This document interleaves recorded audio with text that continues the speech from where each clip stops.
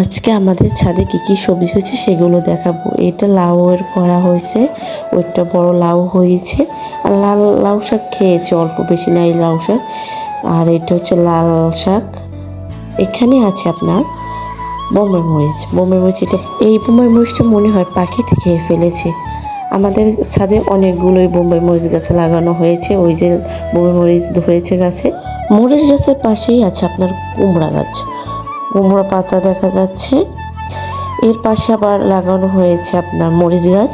আর এই মরিচ গাছগুলোতে শুধু মাত্র ফুল ধরেছে, এখন পর্যন্ত মরিচ হয়নি। এদিকে আছে শালগম গাছ, শালগম হয়েছে। এটা মরিচ গাছ, ফুল হয়েছে।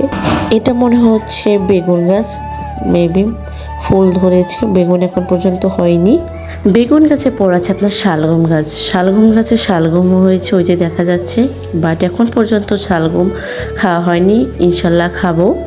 এদিকেও কাঁচামরিচ গাছ আছে, কিন্তু ফুল হয়েছে।